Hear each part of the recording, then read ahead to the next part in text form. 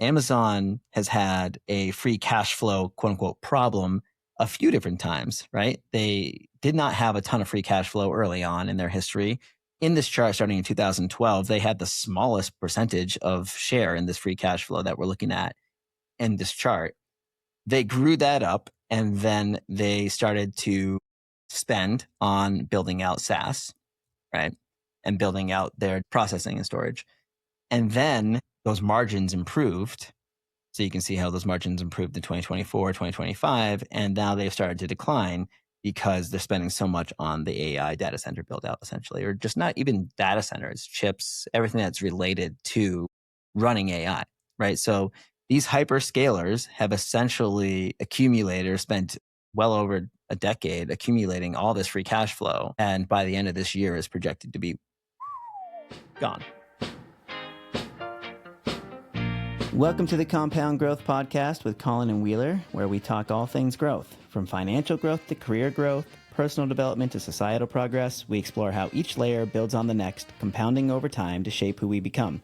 Each week, we break down complex ideas and emerging trends into clear, actionable insights. Because growth isn't just about numbers, it's about understanding the world and our place in it.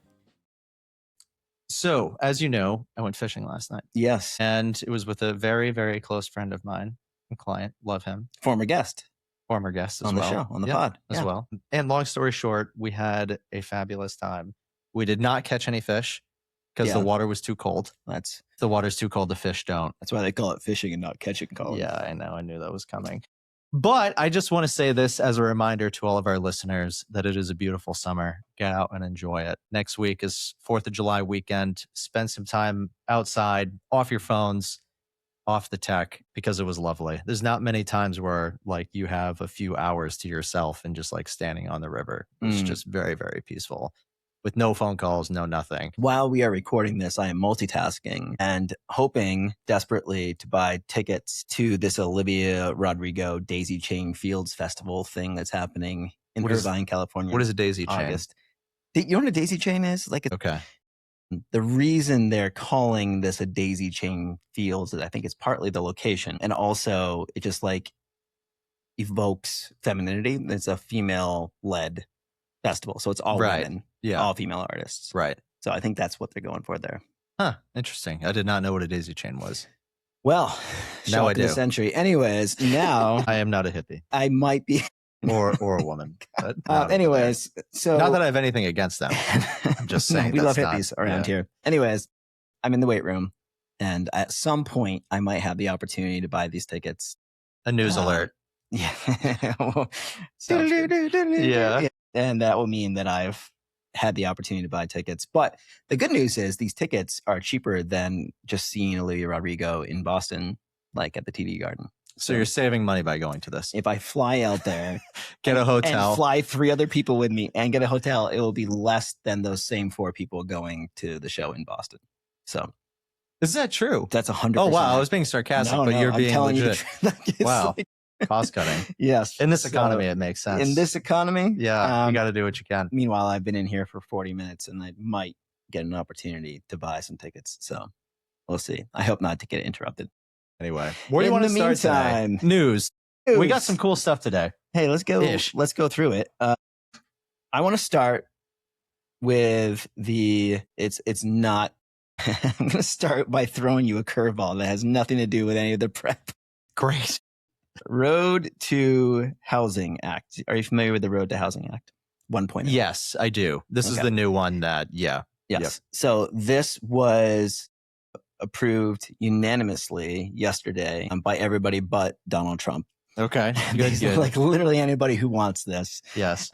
Basically, what this is trying to do is remove red tape from the building of houses, like the process of building homes. And one of the reasons we have a housing crisis in this country is not just interest rates, and it's not just that homes are more expensive. It's just that there are more and more restrictions that hopefully this bill will lift that will enable builders to build homes for people to buy, because we don't have enough supply. There's too much demand, not enough supply. And one of the issues, the home builders will only build houses that are, I guess, appealing to people who have more money. right? Because they have margins that aren't great margins, and they can't just build all the houses. They can only build a select few houses. So then they're building houses that have high end aspects to them, or they're just larger in size. So the ROI is higher. So exactly. So what this is doing is basically trying to remove some of the red tape so that will encourage them to build more.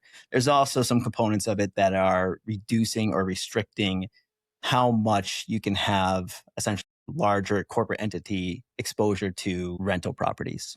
Well, wasn't that the big bill that was passed last year with housing? Was it prevented like BlackRock from buying residential homes? That's part of this. It's like connected to this. And it's funny to me. I just would tell you, I talked about this like 8 or 9 years ago. I was really worried about like BlackRock coming in.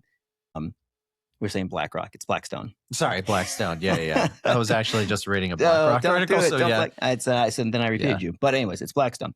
I was worried about corporations coming in and taking up more and more home ownership, because obviously that's a part of the American dream, right? Yep. And that plays into this situation that we're in right now. Yeah. It's actually become, all these years later, less a size of the pie than I thought it would. Yeah. But it's still an issue. It is still an issue. I think when you look at the numbers and the amount of homes that Blackstone purchased, I think it was going back the last 4 years, it's not actually as big of a percentage of the housing market that I would have suspected either. I don't have the stats in front of me, but I remember reading about it a few months ago or whatever it was last year when the bill was passed. Yeah. And while it is a problem because they're buying up like large neighborhoods and concentrated areas where there is housing demand, like it's not an actual game changer. But there are a lot of things that play into this housing issue. But I do think one of them too, I think it's important to basically build more homes so that way people can buy them. But there is still the problem of wage inflation and affordability too. So hopefully if they build more homes, that will drive the price down a little bit. That's the goal. Yeah. That is the goal. And unfortunately, while this bill had bipartisan support, the president refused to sign it. So why? Well, he wants to make sure let me actually read this whole thing here. What he wrote. Today's housing news conference and signing is hereby canceled until such time as we pass the desperately needed Save America Act, which I consider to be a national emergency, says the president. I don't know what the Save America Act That's is. voter ID.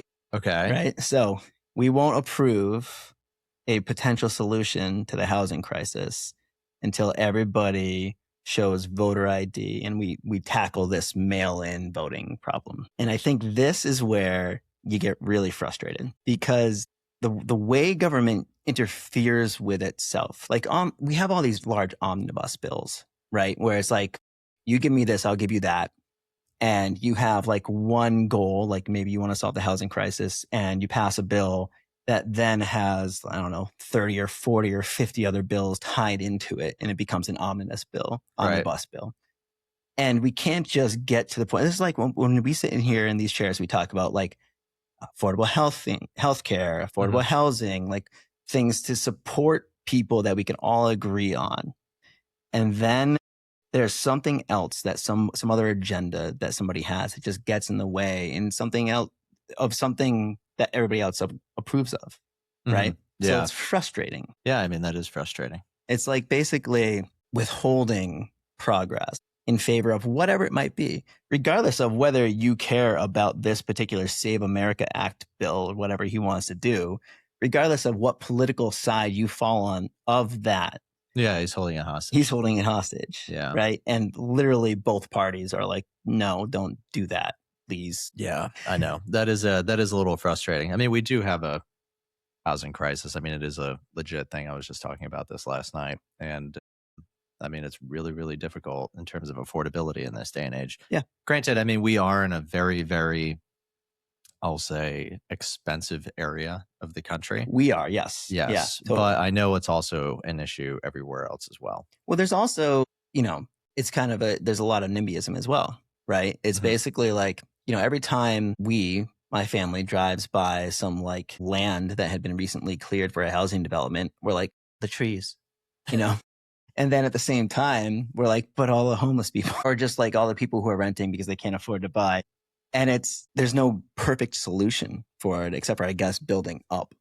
No, I know. But the thing is that I worry about with the situation is someone who can't afford to buy is in a rental situation where they're also probably not capable of saving a bunch of money. Right. And it's like, even if the houses become cheaper, whatever happened with that 50-year mortgage thing? I don't think we need 50. What does that mean? Did you ever hear that? No, yeah. Yeah, I mean, that what was a like a horrible big thing idea, they though. were trying to get through. It is a terrible idea, but then it comes down to it, and it's like, if you're going to get a 50-year mortgage, you're better off renting. Yeah. In my opinion. But I Like, think- depending on the situation. But like, you just look at this and it's like, if you come out of college and you're making $65,000 a year, Yeah. and you get a studio apartment here around us is around $2,400 a month, then you have your student loan payments, then you have a car payment most likely, then you have groceries. Like, you're break even, and if you want to contribute to a retirement account, there goes another 10% of your earnings. Yeah. Like, there's no money for you to put aside for a house. I agree with that, and I think that we've had some stagnation in terms of just like Totally. wage growth. But at the same time, just to push back on like, can you afford it?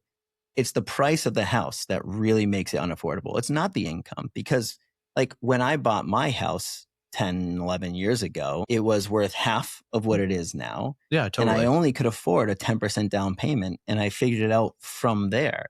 And the fact that like, if anybody, if like Tori were to say, hey, I want to go buy a house, I've got $40,000, that's laughable to get what I have now. Right. And that sucks. That's not fair. Right. Totally. But like, to that point, if I look at when I first started at our prior firm. So I'm not laughing at $40,000, by the way. If Tori had $40,000 for a house, I'd be like, if you have 40, that's a great. good thing. That's great, Tori. But anyway, if I go back and look at when I first started as an advisor at our prior firm, the starting pay at the time was right around $50,000, I think is what it was for the advisor program. Then you can get commissions on top of it. But most of the time, you're just trying to get to $50,000, because if you're below that, you're fired. Sure. You have to hit your commissions to hit baseline pay. If you don't, you go on draw, and then you're done. Yeah. So I think my first year, like, I made right around that $50,000 mark, like, as I was getting going as an advisor. But at the time, it was $400,000 for like a decent house in Dover. Mm-hmm. Yeah, exactly. At the time, Yeah. So now I look at the homes in Dover, and they're $900,000 for those same homes that were $400,000. Yeah. And if I look up the starting pay for a new advisor at that same firm, it's $60,000 now. Mm-hmm. So it's like, the fact that the homes have doubled in price, right, means that the purchasing power for these people has gone down dramatically in regards to their compensation, because it hasn't, over a 10-year period to only go up 20%. Yeah. Is ridiculous. Well, that's why we need more affordable housing. So that's why we need to have houses that are, by definition, more affordable. Right. Which is what this bill is for, right? It doesn't necessarily, is it perfect? Probably not. Like, I bet there are some second or third derivative issues here that I haven't thought through all the way. Yeah. But that's not what the president's thinking about. He's thinking about his voting act. So the fact that you have a bipartisan bill that's trying to solve a problem when everybody's basically saying, hey, let's solve this problem. And then I see it go through and I'm like, great, we can talk about it on the podcast. Right. And 15 minutes later, no, we can't. It's not a positive thing anymore to lead with. And then I'm still stubbornly talking about it. But what I actually worry about the most, not to cut you off, but what I actually worry about the most is what you said when you first started talking about this. Yeah. Which is with the builders. Yes. Because the ROI for builders to build a more expensive home is higher. You can charge a higher price per square foot. And it's usually cost plus 20, depending on the builder, whatever it might be. Yeah. So they're getting a higher ROI for building a more expensive home. Why wouldn't they just build more expensive homes? Because some of the restrictions on the red tape are basically how much you can fit into one specific area. So like, if you can fit more housing into a smaller square footage or a map, right? Yeah. A zone on the map, then you don't need to build McMansions. And I think that you're probably seeing, the appetite for the McMansions go down, dry out, right? Yeah. And if you think about how we solved home ownership in this country back in like the 50s following World War II, like they just build out rows of small homes that put roofs over families' heads. And that was the starting point. And then Sears had the home kits. Sure, yeah, Sears had home kits. Whatever it might be, I think that's what we need to kind of move forward to. And I don't care how we get there, honestly. I mean, I say that now, and I would regret if it was done the wrong way, of course. But I think we need to start moving in that direction. Everybody seems to agree about that. So I'm optimistic that next week or the week after that, we'll be able to talk about this. And this will be a little footnote or a speed bump in the way. I like it. Not so happy news. Yeah. I want to talk about the Portsmouth lawyer, Justin Nadeau. Share about the Portsmouth lawyer. Okay. For those of you who don't know, this is local news, but still pretty crazy. Local to the seacoast of New Hampshire. U.S. congressional candidate Justin Nadeau was just sentenced to 7.5 to 15 years in state prison for stealing money from a past client. Essentially, what this guy did, which I thought was pretty crazy, is there was a gentleman who was a client that suffered a traumatic brain injury from being struck by an intoxicated driver. And he was kind of siphoning money from this guy in terms of loans. And he kept taking loans from this guy, $275,000, whatever the amounts were. And he did multiple loans and basically took the money and used it for himself and never paid the guy back. Would that be called embezzlement, or is that just stealing?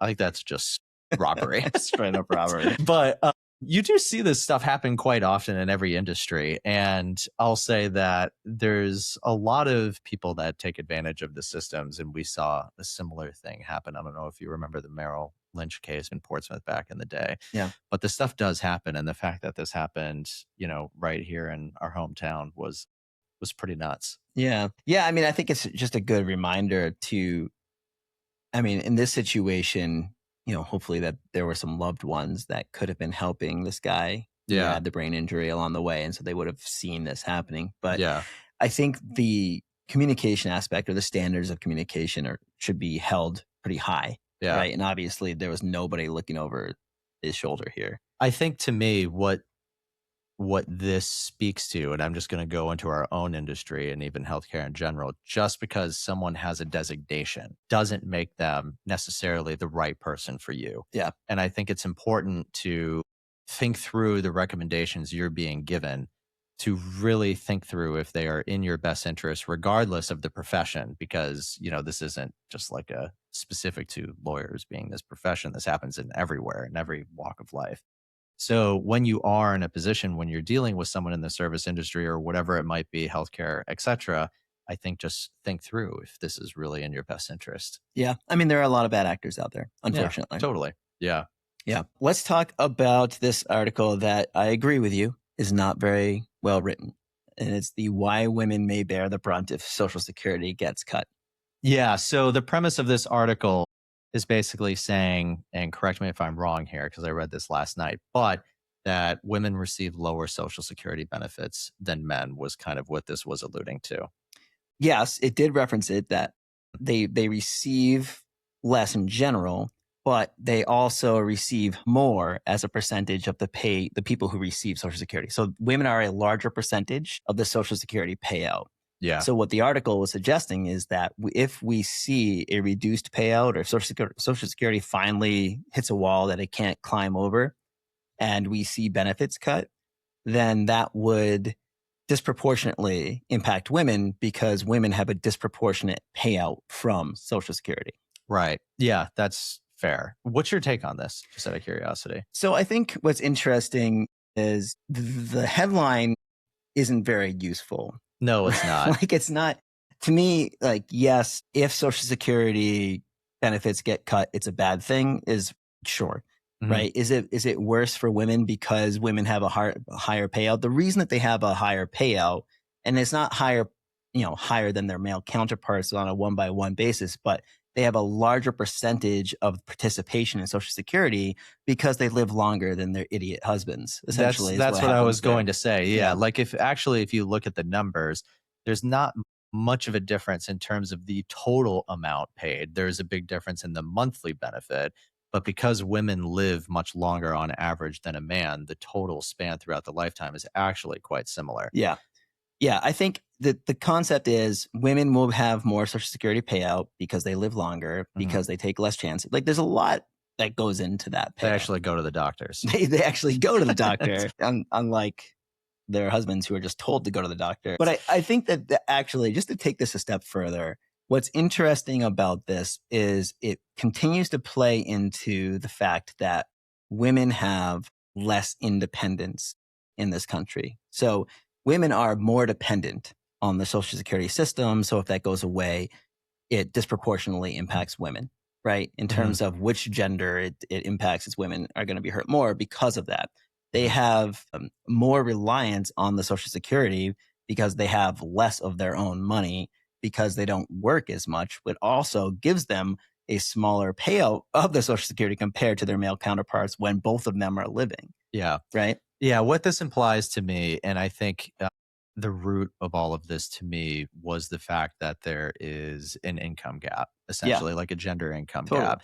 And I think people will look at the raw numbers and the headlines say there's a 15 to 20% gender gap in terms of pay. And I actually, like, if you really dig down into that and you really do a lot of research, that's actually not entirely true because they're not comparing apples to apples with that. There is still a pay gap. I'm not denying that. And if you look at it, like, you're just comparing raw numbers, like total like income from a man versus total income for all the women. Yeah. And women work in different industries, historically speaking, than men do. And there's differences in pay and there's differences in education. But if you take someone who has gone to the same school, works the same hours, there is still a gap, but it's usually 2 to 10%. It's much lower than the 15 to 20%. But to your point, when it comes to Social Security, I think the difference here is it's all down to the number of hours worked for the most part, because the more hours you work, the more you're paying into the system. Yeah. So if you're working more hours, which historically speaking, men do work more hours than women, which is not good or bad, it just is what it is, then there's more going into the Social Security system.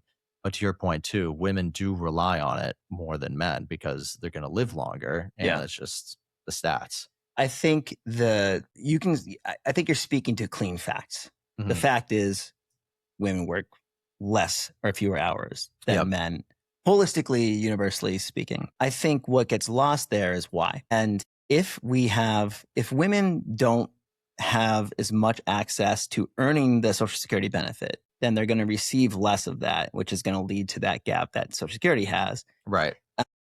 I think part of the issue here is that women, by default, if they become moms, take more time at home, and they are financially punished for it. Yes, they are. And that's the issue. I think when you look at an inability to pay into the system, so then therefore you can't benefit from the system, and you're doing that as like a family choice.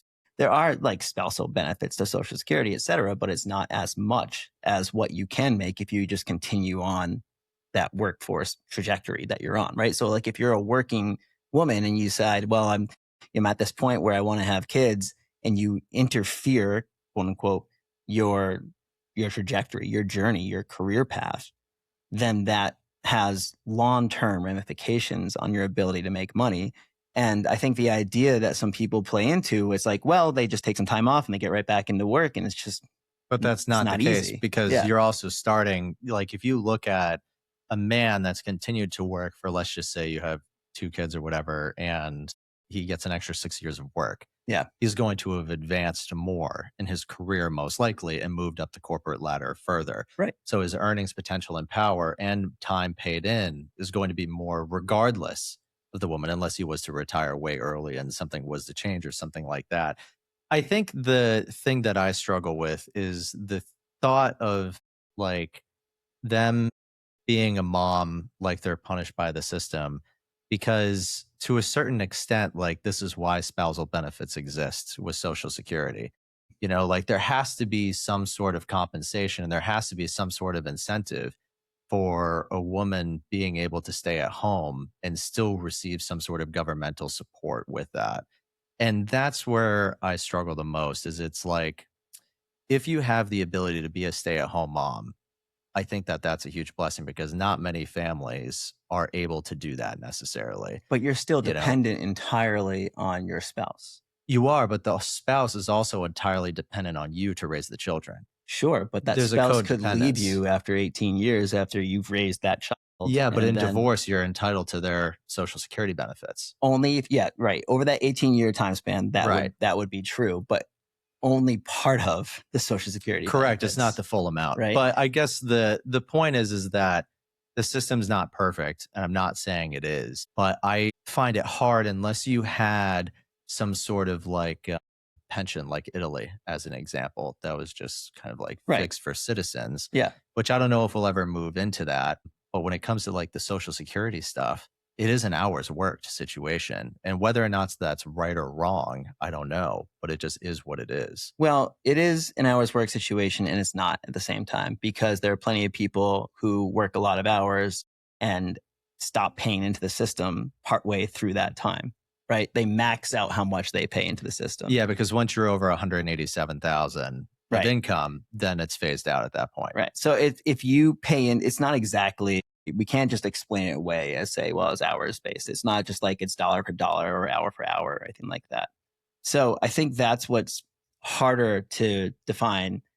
I'm not familiar with the Italian pension system, but I think that's what people think of Social Security as. What Social Security, if we say it's based on like how much you work and you put in, that's an individual thing.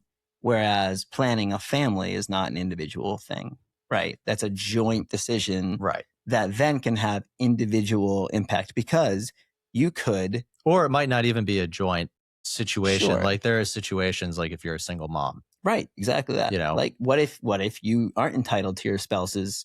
What if you don't have a spouse, right? And you don't have that access? And what if you get a divorce 5 years into your life as a mom? Right. There's the system. There are probably solutions, which I have not thought out.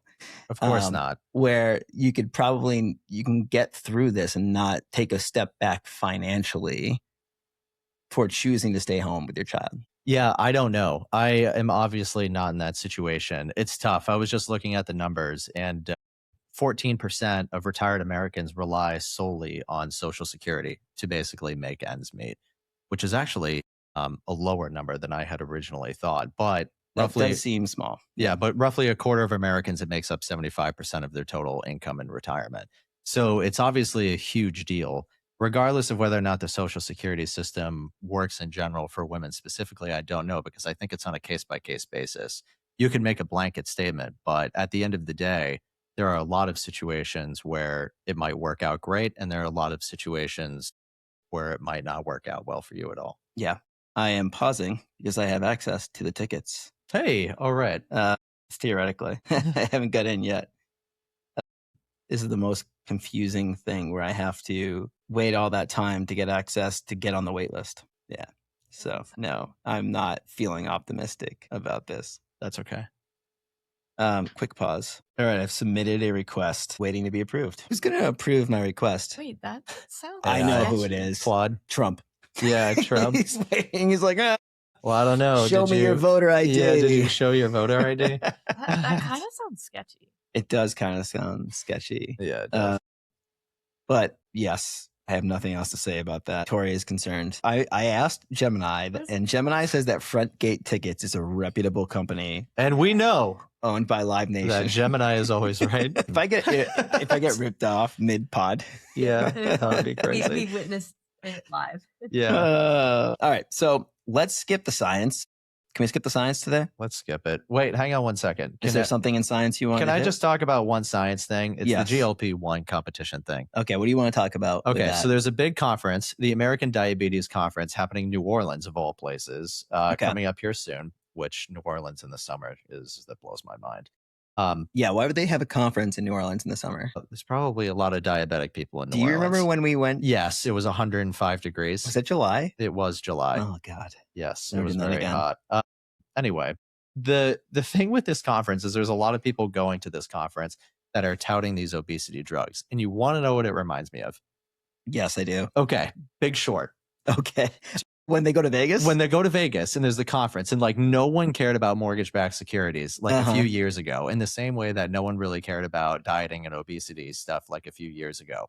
But now that these GLP-1s coming out, it's just talking about the lineup of people and sponsorships at this convention. Yeah. And I haven't been, but I will bet it is very much like a Big Short situation. Everybody's just banking money. Everybody's just banking money. Yeah. Everybody's touting some sort of drug. You have all these small companies coming out of the woodworks. You now have injectables, you have pill form, you have all these different things. I'm sure there's going to be a powder form soon. just wait, it's going to be like sprinkled on Oh, yeah. in your morning In protein, your protein shake? Yeah, exactly. But I'm just saying, it is crazy how quickly this is blown up to be this massive industry. Yeah. It's been like a year and a half. I think what's interesting is that you said that people didn't care about dieting and obesity. I Sorry. think what you meant was the GLP-1s. They didn't care about the drugs and specifically this industry as much Right. in the market. Yeah. Yeah. But isn't it kind of like a GLP-1 drug market is like lighting a match and throwing it into dynamite covered in kerosene? Like 100%. everybody cares about this stuff. Obesity, like body image, like it really matters. And I think what's interesting about GLP-1s is that they're talking about how it can solve all these other problems, right? It solves diabetes, obviously, right? It helps you lose weight. So it's going to solve diabetes. It's going to help solve heart problems, right? Hold on. I got to answer Jess. Gosh. Hey, I'm going to put you on speakerphone because you're on the podcast. Oh, I'm so sorry. It's okay. You got the tickets. I should have told you. I didn't get the ticket, Colin. Oh, you didn't get the tickets. I've submitted a request for the tickets. Well, I'm in the process of doing it too. Well, don't do it because You're getting 8 tickets? because then we'll have 8 tickets. You could resell Did them. you already put in the I don't think you can credit resell. card information? Yeah. Oh, that's done. Tori's making sure I'm not getting ripped off. Well, my email says I've done these things correctly. As in, like you've got the tickets? No. So what happened was I selected the tickets and then gave them all my credit card information. He's in a wait list for the tickets. And it put me on a wait list to possibly receive the tickets. Yeah, that's what happened to me too. Well, don't finish that request because then we might both receive the tickets. Well, what if neither of us do? What do? We Cross that don't bridge need after. 8 tickets. I don't know what to do at that point. So you should not finish that How did request. that happen? I was in the wait list before you. You know, you know what it is? Gender inequality. It's the patriarchy. Yeah, obviously, which is ironic. Ironically, Considering it's a female concert. Daisy chained. Anyways, GLP-1s.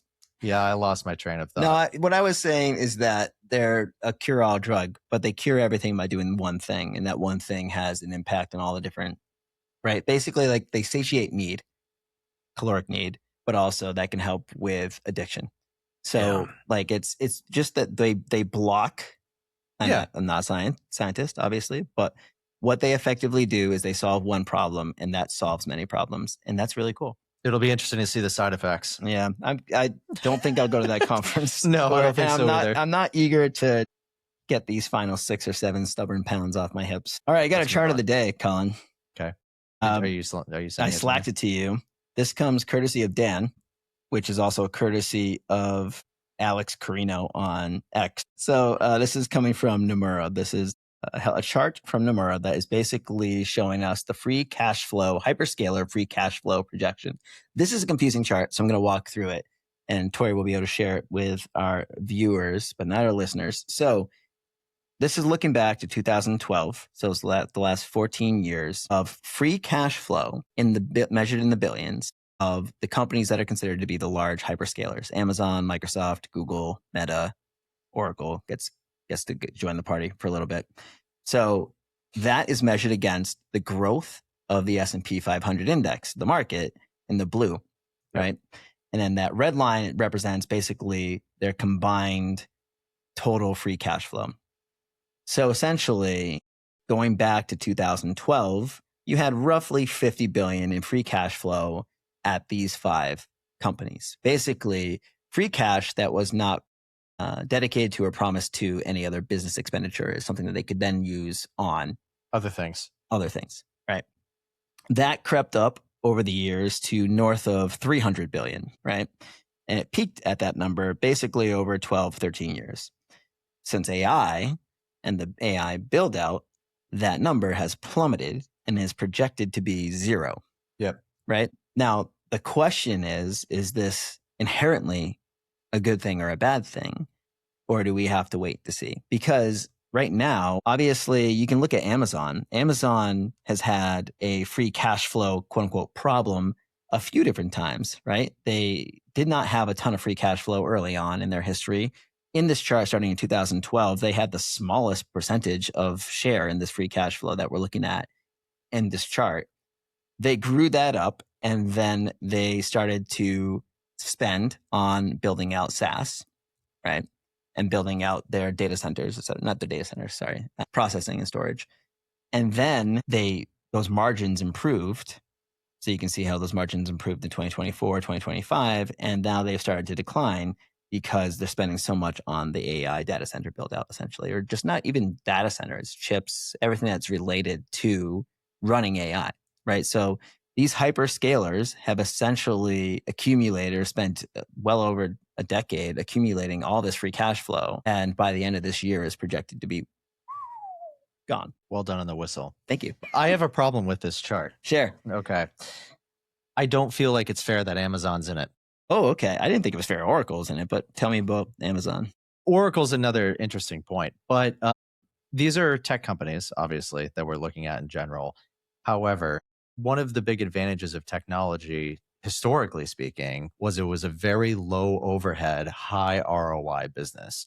It's a very, very low cost of entry in regards to just this space in general in tech. I mean, Microsoft has been around forever, but you look at the cost of building out Google, Meta, like all these other things compared to companies that have to build out factories and produce products and ship overseas and things like that. You know, it's like you build an online product, you build Google, whatever it might be, and people use the product. It's very low overhead. My problem with Amazon in this chart is Amazon is not a low overhead business. You have drivers, you have shipping, you have warehouses, you have storage. Yeah. You have so many things that go into Amazon with actual physical goods. I don't think it's a particularly great comparison to compare it to something like Google or Meta. Now, I know it gets lumped in because people always talk about the FANG stocks, you know, and it's like a huge company, obviously. Yeah. But they are doing a lot of AI build out, and I think it's necessary for them. Yeah. Because if you think about how much AI can impact their own business in regards to, you know, I'm not an expert in Amazon whatsoever, but just think about like AI in terms of processing orders or figuring out shipments or logistics or whatever it might be in terms of driver routes. Like there's probably a lot of opportunities for Amazon in the AI space, but I'm not sure it's the same business model as Google. That's fair. I think that the fact that I think you're referring to the fact that they have a higher overhead because of the logistics business, right? In the Amazon marketplace, right? But I think outside of that, you have AWS, and AWS dwarfs that business that we all think of when we think Amazon, right? So if you have Amazon's web services increasing their that the majority of this free cash flow increase that we're looking at on this chart came from AWS. It didn't come from us buying our seltzer waters at the office. When you say AWS is overhead, no, or sorry, when you say AWS in general, in terms of generating the free cash flow for Amazon, that's correct. So talk me through that.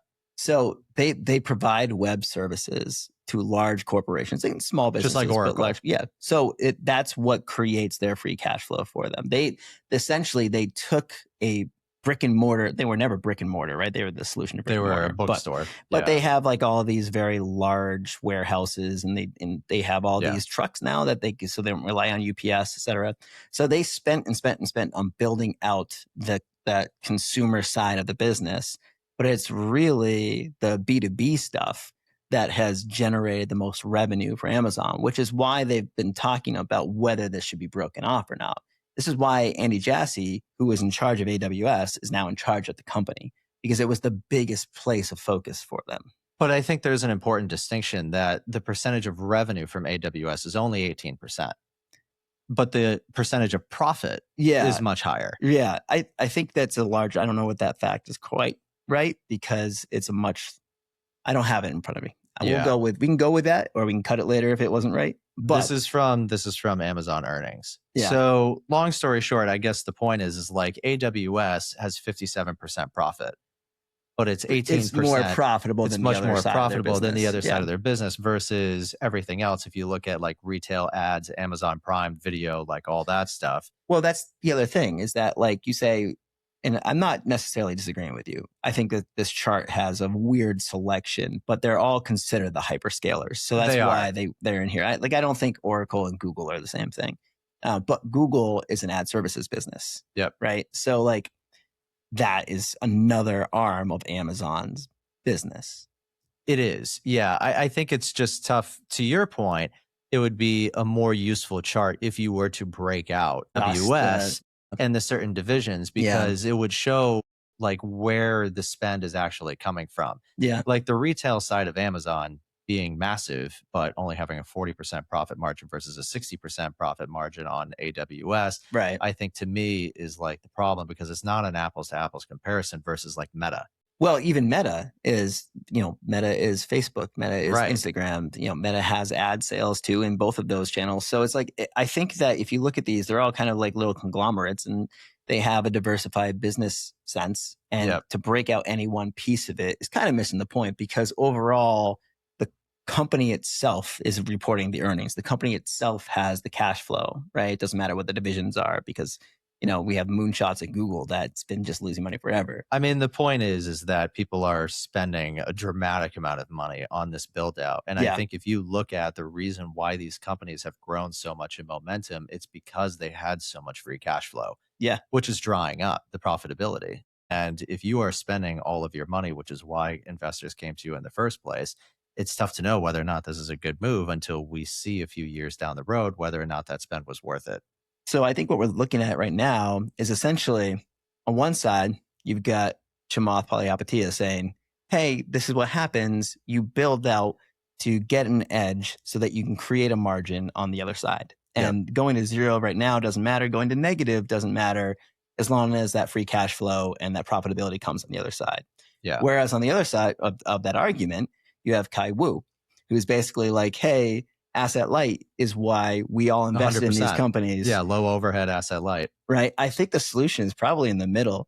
If you have a choice right now, you're not an investor in these companies, and you can choose to just wait and see, right? Because they're not being rewarded for this. NVIDIA is being rewarded for this. Micron's being rewarded for this. Microsoft is being punished as part of the build out. Amazon and Google, they're kind of iffy. Meta's getting punished. Oracle depends on the day. Yeah. So I think if you can just wait it out and see, you don't have to be. Well, it's basically Apple's approach. Yeah. Well, and this is what Dan and I were talking about. Apple, not pictured. Yeah. Right. If you had Apple in here with their free cash flow, if you brought NVIDIA with their free cash flow, it's just that they're focusing on these hyperscalers and not necessarily the most important companies. And that where the noise is just noise and maybe not so much signal. Yeah. Dan and I were talking about this the other day too. The fact that Apple isn't first makes me feel better about that company. Because I would rather have someone be a little bit late, but be strategically positioned to actually benefit from it. It's like let's wait and see if this spend is actually worth it versus being first to the party. I agree. Anything else to say on that one?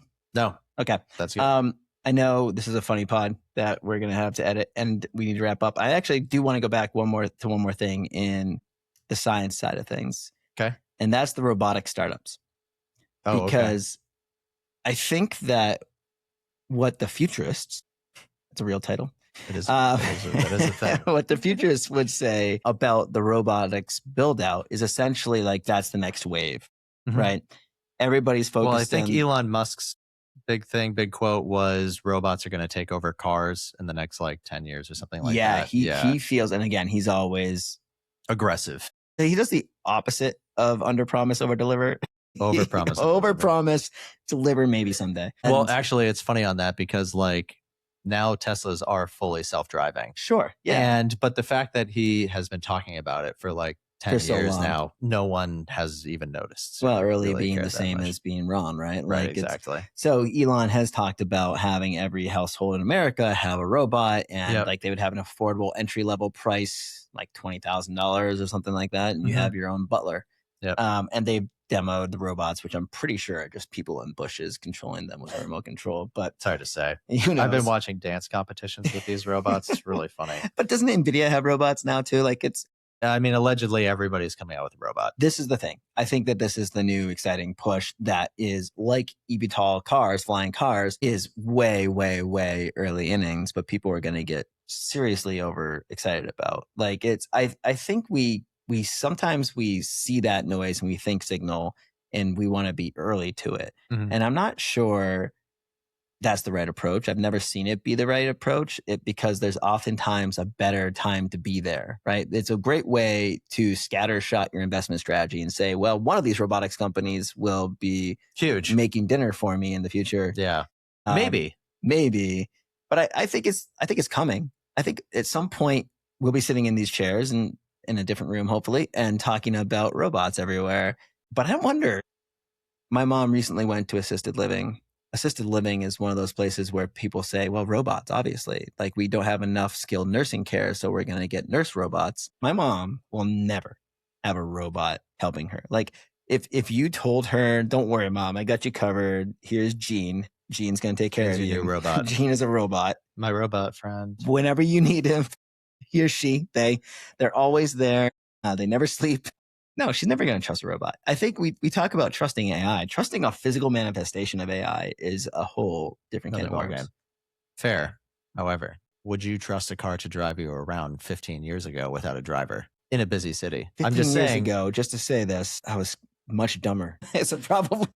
Well, I might get older and be even dumber. But I guess my point is it seems foreign now. And in the same way, it was very foreign for there not to be an elevator operator. Totally. At some point in time, too. Yeah. So I agree that your mom might not be down for it. But if you had a robot for 30 years and were 70 years old, you might be down for it. When's that, like, at what point of the curve, like the bell curve, does it become a mass adoption moment? You know, like early adopters, I don't even know when and who. I know where they are. It's going to be who and where is Silicon Valley. Yeah, totally. And the people there. But I think like we talk a lot about AI. We talked about this in the last podcast. Like end users are not really into AI. AI is becoming a do not touch topic. Mm-hmm. I can't imagine what it will take for robots to become. Robots are going to have to make everybody rich in order for them to be loved. Totally, 100%. I mean, also a $20,000 entry price makes it very difficult for even first adopters to kind of grab them. I mean, I know everybody bought a Cybertruck, which... No, but not everybody bought a Cybertruck. Well, what was it? The most pre-ordered car in history? Yeah. So, and then they were selling for $150,000 when they first came out. Now the resale is immediately half of that. The resale is like half of that. Yeah. So anyway, it will be interesting to see what happens with robots. It's an exciting time. Yeah. I'm more excited about eVTOLs. Yeah, me too. And because they're happening too. Like that's a real thing. I would rather fly myself to Logan Airport versus sitting in traffic. With a robot driver? Yeah. No.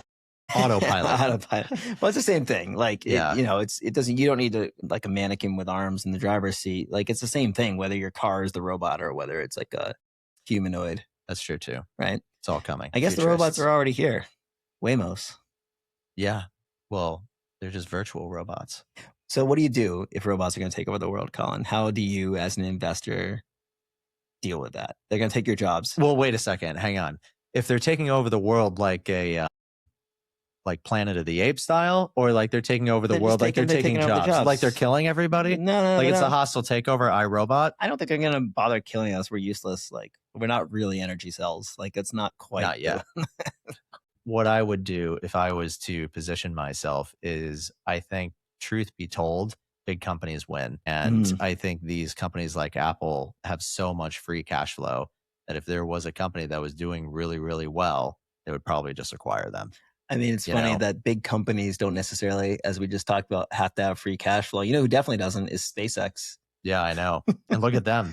They're only the 7th biggest company again. Yeah, I know. So yeah, free cash flow doesn't necessarily relate to size. Yeah, it sounds like to me, optimism is what leads to returns more than anything else. Hope is a strategy. Hope is a strategy. Don't.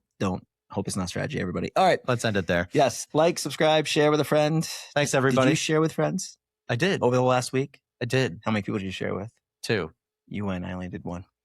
I can do better. Okay. All right. We'll do better. Thanks, Colin. Thanks, everyone. The information in this material is for general information only and is not intended to provide specific advice or recommendations for any individual. Investment advice offered through Integrated Partners, doing business as Ko-Fi Advisors LLC, a registered investment advisor. Integrated Partners does not provide legal, tax, mortgage advice or services. Please consult your legal tax advisor regarding your specific situation. Past performance is no guarantee of future results. All investing involves risk, including loss of principal. No strategy assures success or protects against loss. The economic forecasts set forth in this material may not develop as predicted, and there can be no guarantee that the strategies promoted will be successful.